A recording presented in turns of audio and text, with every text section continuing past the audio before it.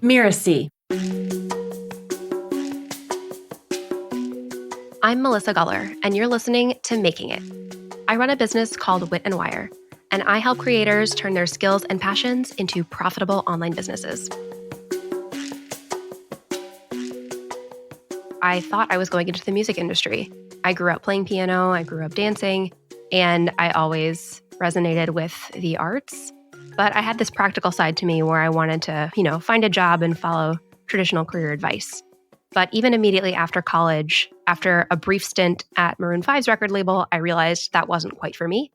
And that began my choose your own adventure career journey through event production and then ed tech and careers in event production. And with event production, there's a lot of user experience that goes into putting on a large event. What are people thinking? How can we meet their needs? How can we give them a great experience? And a lot of what I learned in event production and producing has translated into the way that I create online courses, because an online course really is creating an experience for people where a traditional classroom, that room exists, you just show up and teach.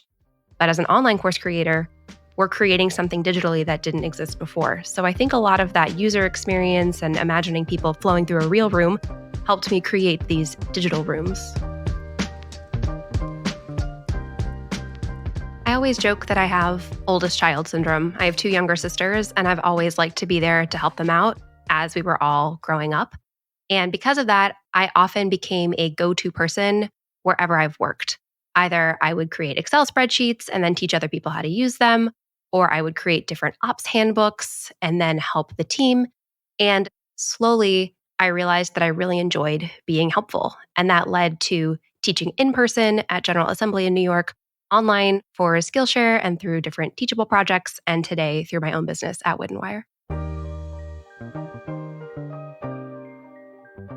What I think is interesting about passion is that too often it's about the topic. For me, I loved music. I still love music. But a lot of my professional skills and what I use today as a business owner, they're softer skills. They're not things that little kids dream about. Things like staying organized and helping people build their internet businesses. These are not skills that you're taught to idolize as a passion.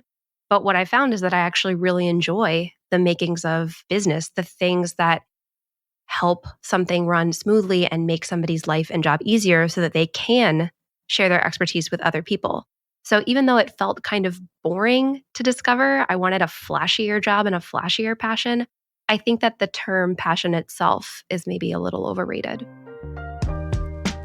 Instead of thinking about what I was passionate about, I started to ask myself, how do I enjoy spending my time?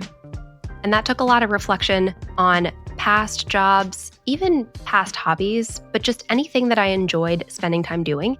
And within the jobs that I've had, the good and the bad, there were usually elements that I enjoyed and elements that I could do without. And no job or business is 100% full of your favorite things. But I think once I started to make note of my favorite pieces, that's where the direction of online courses really started to click. Because I enjoyed teaching, I enjoyed simplifying things, I enjoyed helping others, but I also didn't necessarily enjoy client work. I didn't enjoy the feeling of only spending time with one person. I wanted to be able to help a larger group of people. I also like all the techie stuff that goes into a business, things that people typically hate. So I thought I was a good counterpoint to the more creative business owners who felt very intimidated by that. But it was only through doing that kind of exercise about how I enjoyed spending my time that helped me pursue meaningful work instead of just continuing to ask, what am I passionate about? I don't think I intended to be an entrepreneur, but I kept saying yes to opportunity. So when I was working full-time for General Assembly, there was an opportunity to actually teach on nights and weekends. And I thought to myself, this is something I think I'd really enjoy. So I said yes to teaching Excel classes on nights and weekends. I developed my own curriculum and started honing it over time. And I really enjoyed being in the classroom, but that was a side gig.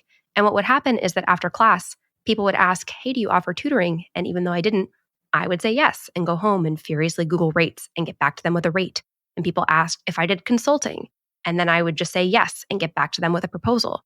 And so by being open to opportunities, that's how my business formed. I didn't have a fully set picture before I went into it, But once I got a taste of what it felt like to have my own business and have the creative freedom of pursuing the work that I really enjoyed, that's when I started to think to myself, I think I'd like to be an entrepreneur.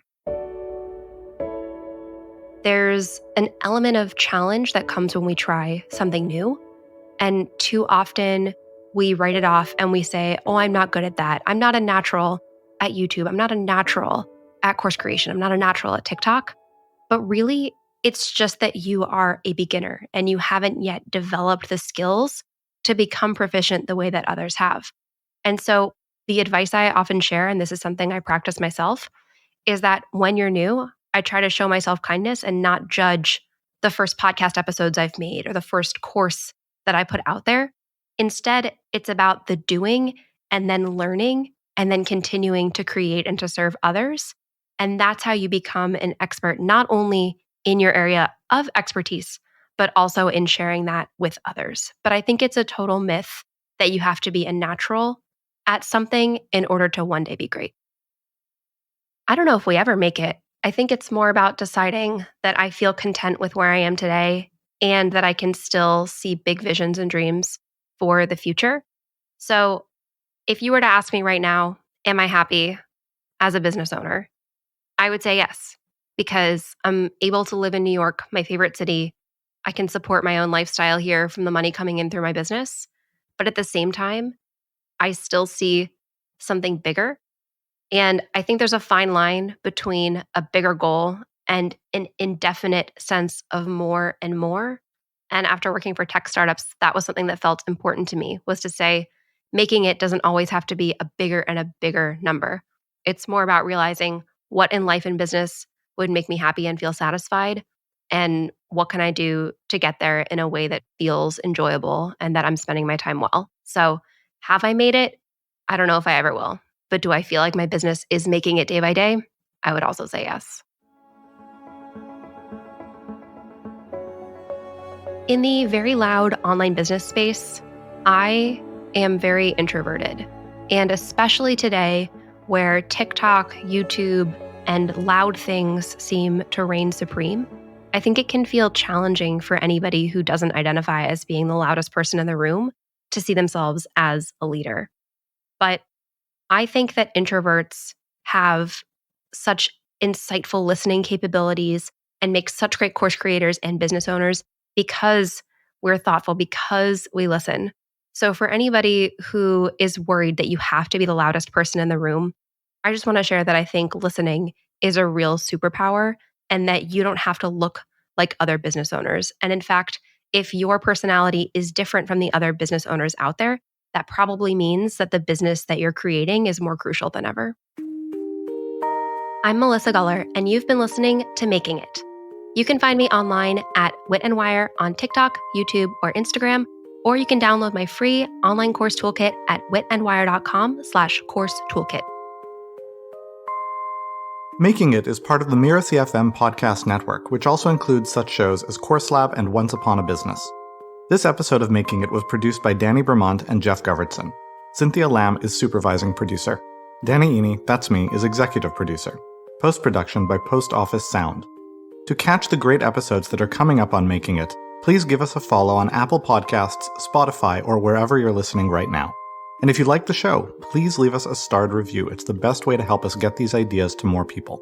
Thank you, and we'll see you next time.